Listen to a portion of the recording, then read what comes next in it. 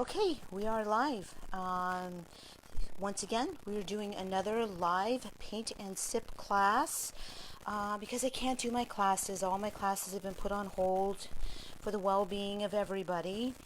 And what we're going to do today is we're going to paint some more beautiful, colorful flowers because we want to bring some happiness, some joy. Some people are having a tough time. We all are, but we all have to pull together and find something beautiful to do in our homes. Yesterday we painted a beautiful flower scene. I'm going to go ahead and show you what we painted yesterday so that you can see. Yesterday, this is what we painted.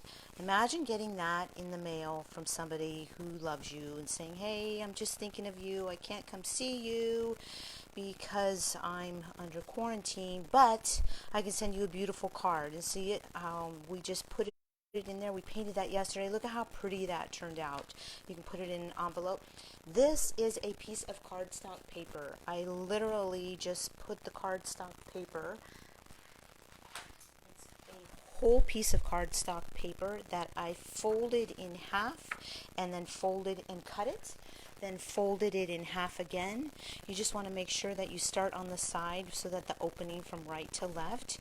And then I went ahead, this is what we did yesterday, and you can see how easily it fits right into an envelope, and it is so beautiful to be able to get a homemade gift. This would pass as any gift, and it comes from the heart. You can write anything you want on the inside.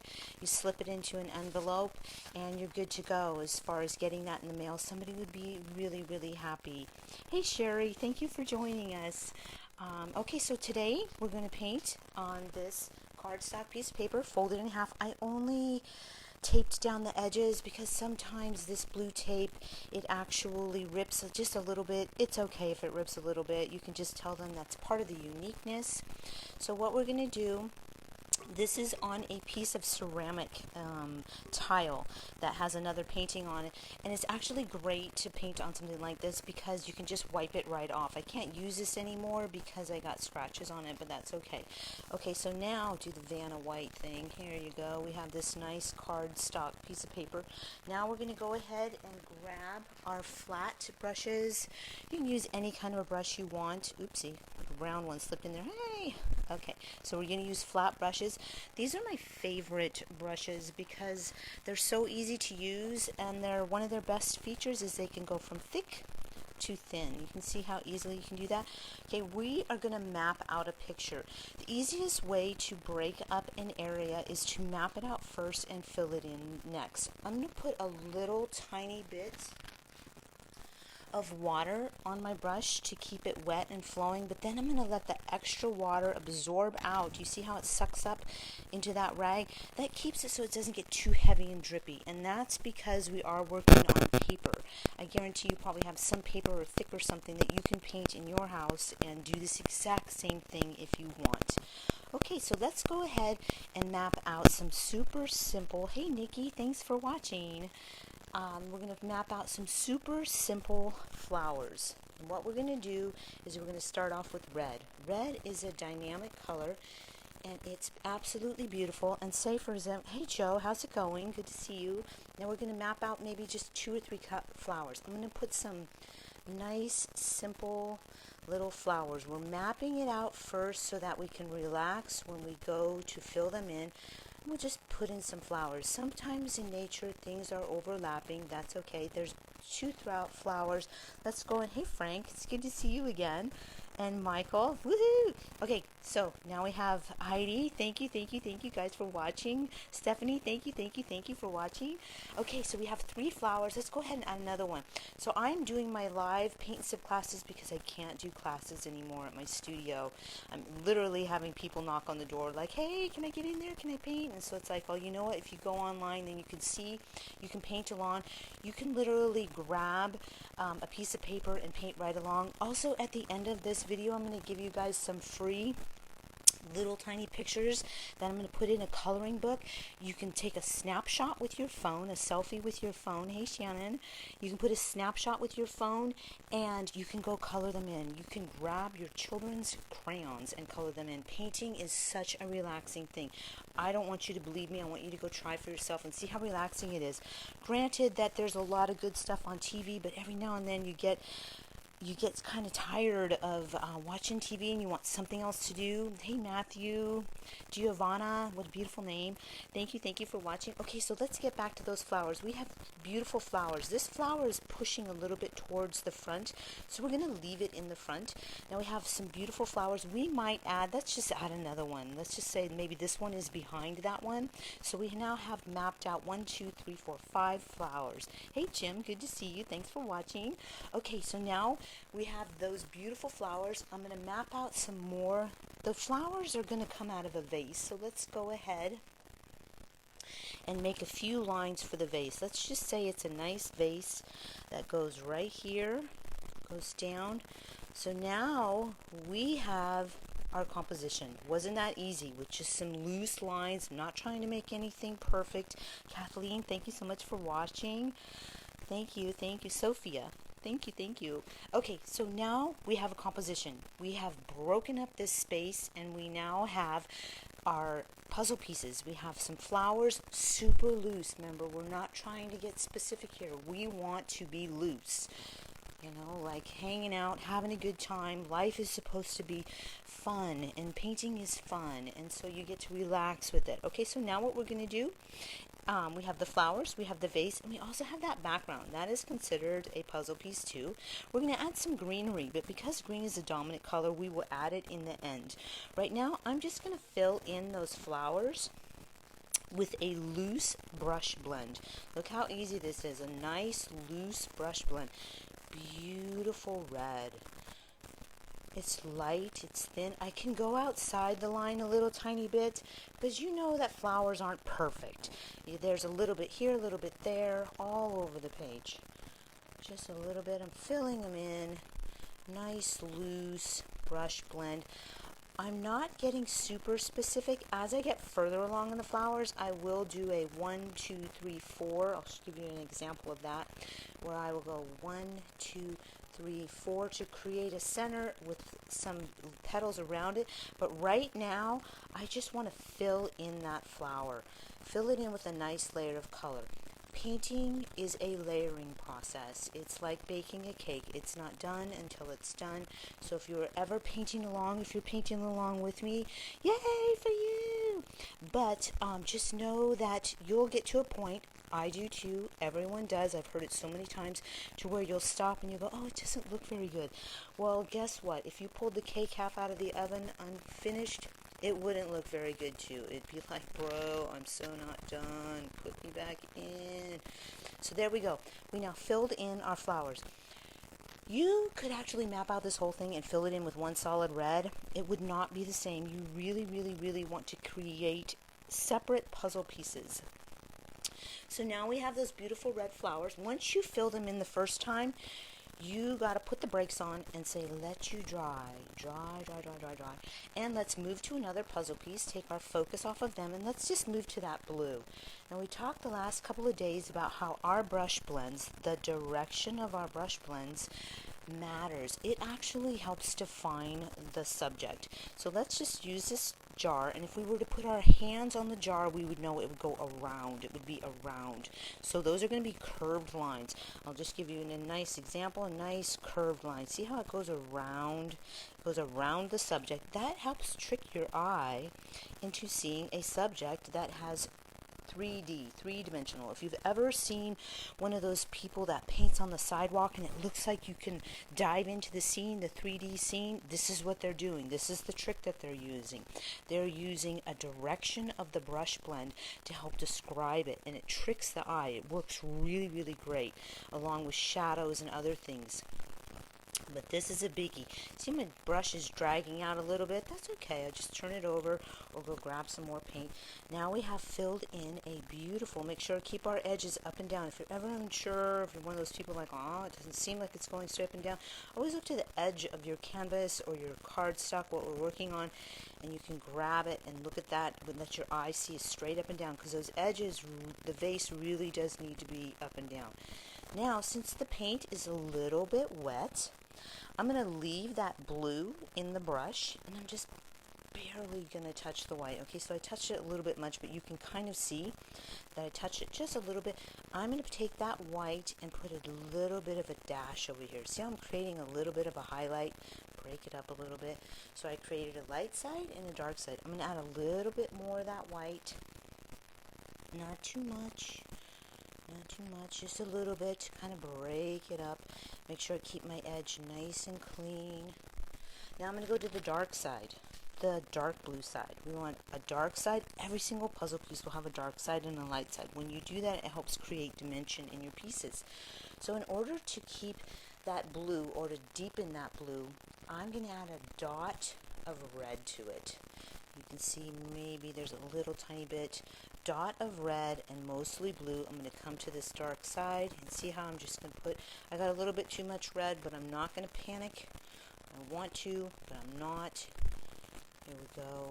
And put a little bit over there. Now I have a light side and a dark side. We're going to let that rest. Once we're done with the puzzle piece, we let it rest for like a second. It will dry really quickly, especially because it is on cardstock paper. Okay, so now, what is our other puzzle piece? We have this whole background. This background is actually a pretty big puzzle piece, and we'll be able to see some of it through the flower. So we're going to go ahead and start filling that in. I'm just going to use a beautiful yellow. This yellow right here is like really, really intense. Most of that red is dry, so even if I touch it, it's going to be okay. Yesterday's painting that we did on cardstock, again, I'll show you, it did end up with some of those edges from the painting, from the tape. It did end up with some of those edges, but you'll notice that is almost like you don't even notice it, because, and if you wanted to, you could come back in and paint them, but you do need to secure your piece of cardstock, because you don't want to be holding on to it, and so you can come back later. That's the only reason I showed you that, is that when I get to this edge, I'll paint right over the tape. Actually, I'm using yesterday's tape. If you walk around my studio, I have little bits of tape here and there. I have no idea where I picked up that, but it's like, oh man, the tape just doesn't want to go away. It wants to hang out. It's like, please let me do it. I can do it again. I know I can. So I give it another shot. Okay, now I'm switching to a little bit darker yellow. You can almost see the difference. This is one shade darker of a yellow. If you don't have yellow, you can actually touch it with a little bit of brown and create very little bit of a darker yellow. What we're trying to do, because we know in nature that there are always variations of color, is we're trying to create a variation of that yellow background. Because if this flower was sitting up against a background of yellow, there would be variation. Okay, so now what I'm going to do, I just created a beautiful, really simple yellow background with two different yellows, one lighter, one darker. If you only had one yellow, that would be okay, because you could literally take that yellow in your brush, touch a little bit of white, and put it up here, and see how that white just lightened the background one step again. And I'm not trying to be specific. And now look at what happens. I have lightened it here. Let's darken it down over here, because this is our dark side. This is our light side. I'm just barely going to touch a little tiny tip on the tip of that brush. Thank you for the hearts. Woo, yay for you. Look at that brown. It just creates a nice, pretty background. And our goal is to create variation in color. There is no solid colors. If you walk out into even a solid yellow field, if you've ever seen the beautiful hops fields or hay fields, and if you look at those fields, you will notice that even though it's yellow, it's not just one yellow. It's a huge variety of yellow. It's all the way from light to all the way to dark, all the way from a deep brownish yellow to all the way to a light, almost a white yellow. And that's because the sun bounces off things and splashes color around. It's a big splash. Thank you, Carrie. What a nice note. Yay, yay. Oh my goodness. Okay, so here we go. We have a nice, beautiful background painted in. Once we fill in a puzzle piece, then we go ahead. Thank you, all of you, for waving. I am waving back too. I'm telling you, you can paint. You can paint. It's good for your soul. Okay, so now we have a beautiful background. Let's go ahead and skip back to those wonderful flowers. Remember, this is just a small little card. It doesn't take very long to paint, and it doesn't have to be super perfect. It's just fun. It's mostly fun, and in the end, you can end up with, like we did yesterday, a beautiful card. See this beautiful card? It will slip easily into a envelope. I can mail it to my mom. She gets a lot of stuff from me. And tell her, hey, I love you. I can't hug you right now, but here's my hug instead. I'm going to send a card instead of a hug. Okay, beautiful flowers. These flowers here are in the background. This one's in the foreground because this one right here is bigger in size. We're going to push it towards us. But we first want to do the ones in the background. Now we're going to go right back to that 1, 2, 3, 4 to put the petals on. I'm going to pick this one and just go 1, 2, 3, 4. I don't know if you can see that, but I'm going to add a little tiny bit of orange, a little dot of orange, just so that you can see it. 1, 2, 3, 4, and now I'm going to go ahead and 1, 2, 3, 4. I'm adding little tiny bits of petals, little petals. I'm not making it perfect because we don't worry about perfect. In painting, you want things to be loose and fun. Kind of like that first date. Hey, it's fun. As soon as it gets serious, it's not fun anymore.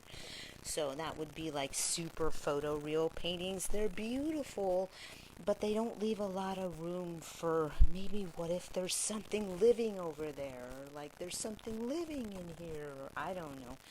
You could imagine what's going on in my head.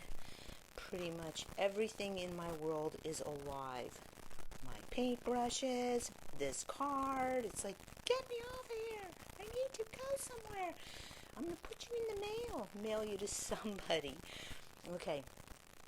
Beautiful. Now look at, we have nice, rich brush blends. It's kind of hard to see, and I apologize for that, because red is a difficult color at times to photograph.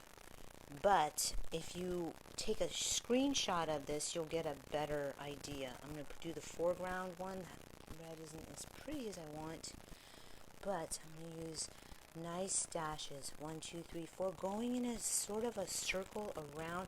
Now, see how we drew those in the beginning, those flowers?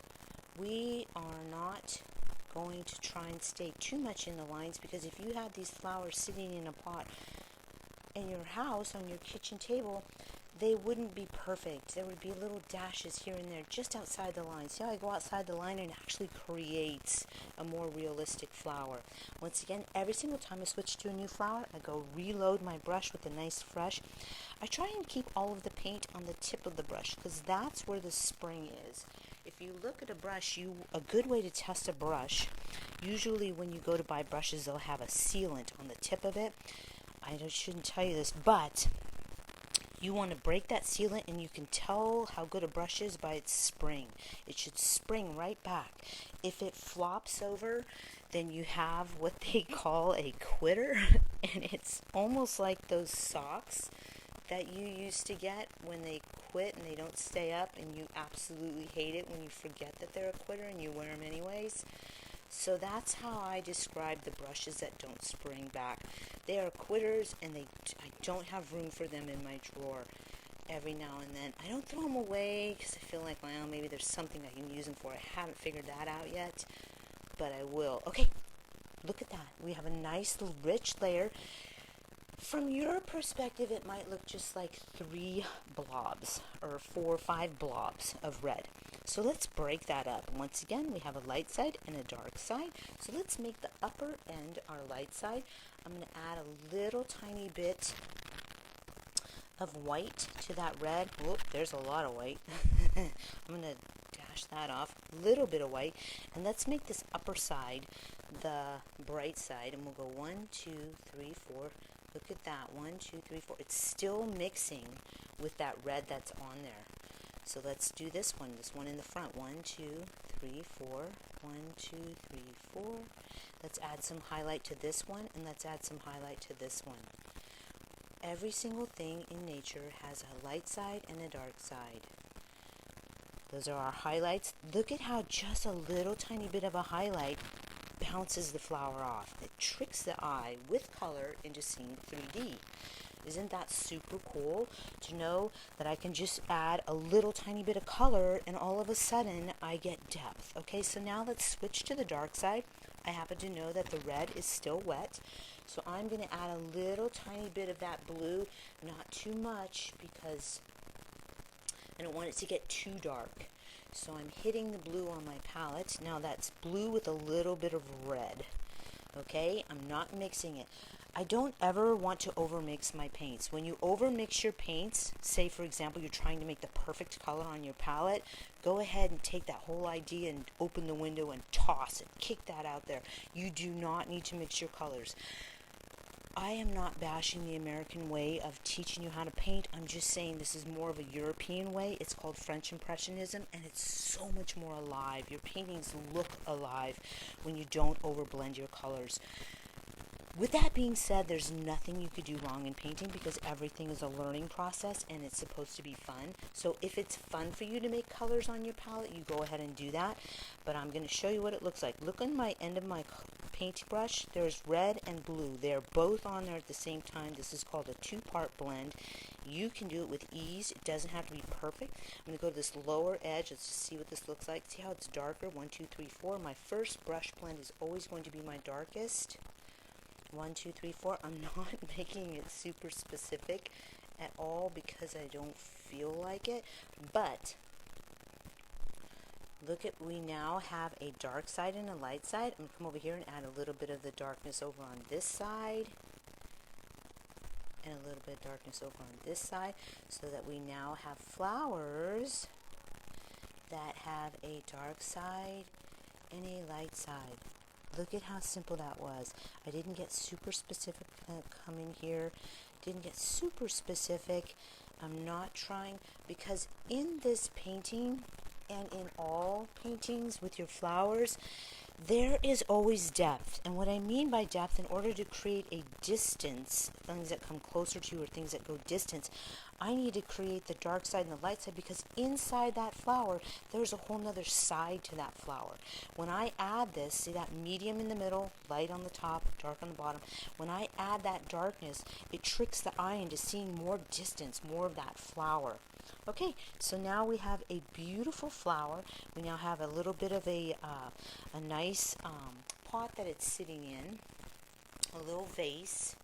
And incidentally, I think I might just grab a vase from under my kitchen sink. I can almost bet that every single one of you has a vase under your kitchen sink. And wouldn't it be fun to paint one of those and put something in it, or nothing in it, and give it to somebody as a gift? It would be a homemade gift. It would be something that you already have in your house, and it would be so much fun. I'll have to figure out exactly what we're going to paint, but that's a great way. I'm on my books.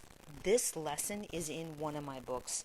I have about 8 paint and sip books. They're all available on Amazon, and this is one of the lessons. This is one of the easiest lessons. Hey Mark, how's it going? Hey Jim, how's it going? This is one of my easiest lessons to do because you can easily map it out. You could probably take this lesson and paint it right on that vase. That's what I was getting back to. Okay, so now we have a nice vase. We have a nice set of flowers. We have a beautiful background. Let's go ahead and touch up this vase and make sure that we have all the edges that are straight up and down. If the edges of any structure, and that includes this vase, are off, it will actually look like it's a little bit messed up. So I'm going to go ahead and just tighten up my edges. Just a few dashes of highlights here. Then I'm going to switch directly to the dark side, the other side.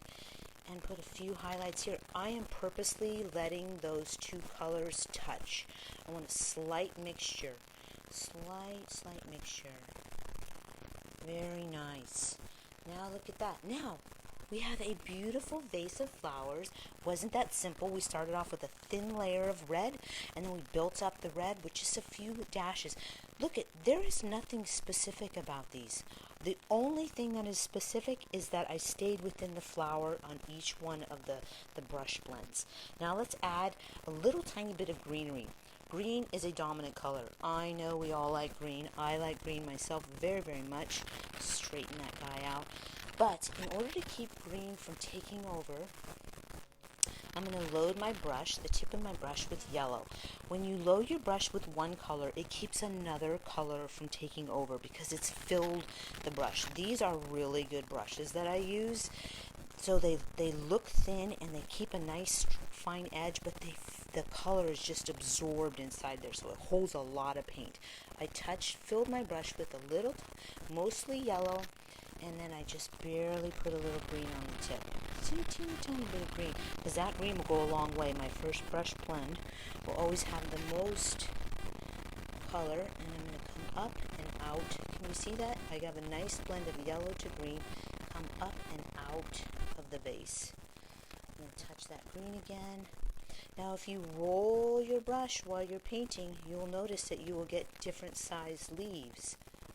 I know that there will be some greenery in here.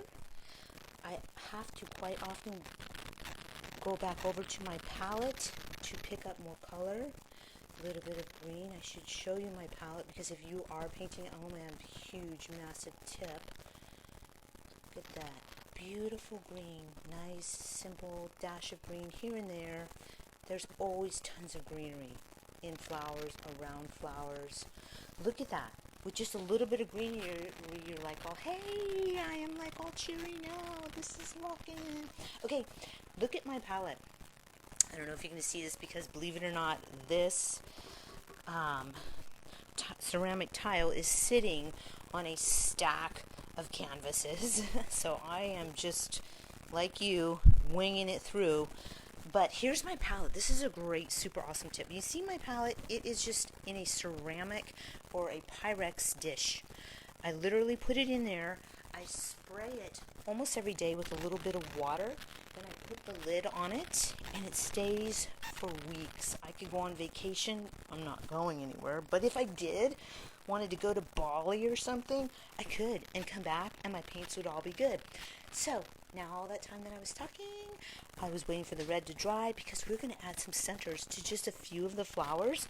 Once again, cleaned out my super awesome brush, and I come over here to my yellow. I'm going to put two different yellows. I'm going to put a little bit of a lighter yellow and a little bit of a darker yellow. I'm going to come in and find some centers. That looks like one. Now you have to be kind of selective because you're not going to see all of the centers of your flowers. Just a few of them, here and there, here and there. There you go, buddy. You got a center. Woo, walk on.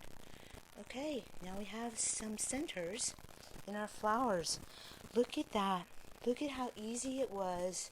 In just a few minutes, I didn't time it, and I was supposed to, but look at how in just a few minutes we were able to create a beautiful little card that you can send to your mom for her birthday, or even your neighbor, the guy that you don't know, and you could say, hey neighbor, here's my hello for the day.